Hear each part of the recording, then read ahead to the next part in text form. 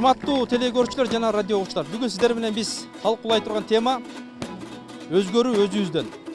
Биз если жарым жылаңач болуп атсак, анда балдар бизди турап чачын өстүрүп атат да. Значит, бардык кыздар болгондо сенин эле ошол жерде карындашың бар, сенин эле ошол жерде эжең бар. Кыздардын мындай жалбырак жабынып калуусуна, мага окшоп мындай ачык кийинүүсүнө, мындай эме кийинүүсүнө балким эркектер күнөөлүү болуп жаткан шаар. Шымын нервине жыртып алган кызды сен кантип эми нормальный кыз ойлойсуң? Сиз аны каяктан билесиз? Кийиминен эле көрүп айта албайсыз. Эркектер кайсысына тиешет, баягы жүрөгү тазасына тиешеби же жүрөгү баягы кирине тиешеби? Чынын айтканда эркектер ачык кызга тиешет. Бул колдо ачык конфет турат, бул колдо жабык конфет турат. Чымын кайсысына келип конот? Ачыгына келип конот да турабагы. Калыгулдун, Арстанбектин ыр саптарында айтылган катын үндүү эркектен Кудайым сактасын дегендечи. Катын неме үндүү эмес, катын өңдүү эркектер көбөйүп кетти да азырчы. Азыркы кыздар эмне керек болсо жумуртканы да бышыра албайт, тамакты да жакшы билбейт.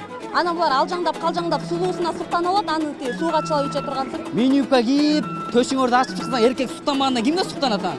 Жана өзү айтып өтпөдүбү, номер 1, номер 2 аялдар кетет. Азыр мен көп эле көрүп атам, кыздардын өздөрү жыңалач кийиндиргенге үйрөтөт. Ал ата-энелерде кандай? Ата-энелерби? Мека каршышып кетейин, сага алтына элестет. Ата-энелер өздөрү мини юбка кийип жүрсө, ана ошолор кайсы тарбия болот? Ата-энең мини юбка кийет чыгат, бирок биздики андай эмес. Сен өзүңдүн ата-энеңди айтып атасың бул. Анан эркектер айбаттуу болсо, кыздар ыймандуу болот дегенге да кошулорбу? Аялың үстүндай, мындай семиз экен десе, ай бунун душа заты золотая дебейт да тура. Өзүңүздөрдүн чачыңыздарга карап көрсөңүздөр, кандай болуп атат? Боюнга алыңыздар, биздин чачыбыз ушундай. Ооба биз өзгөрө албай атабыз. Бирок силер өзгөргүлө атат. Боюнга алып айтыш керек. Бир кандайдыр бир оорунун азабынан ошо чачым кыскарганда, Мойнуңузга алыңыз эже, актанбаңыз, мойнуңузга алыңыз, тууган уругуңуз көрсүн.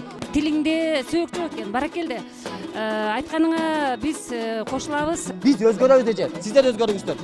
Биз өзгөрөбүз деп мойнубузга алып, азыр биз эртең өзгөрө калганга биздин азыр милдетибиз да жок, акы да бере албайбыз, сөз да бере албайбыз. Балдарды мына биз өзгөртөбүз, мугалимдер, ата-энелер өзгөртөт. Биздин да балдарыбыз, биз кошогон балдарыбыз бар. Балдарыбызга өрнөк болуш үчүн өзгөрүңүз эже. Ушундай аялдарга эмнеге айтпайсыз биздин апаларыбызга? Сиздер ушундай кылыңыздар.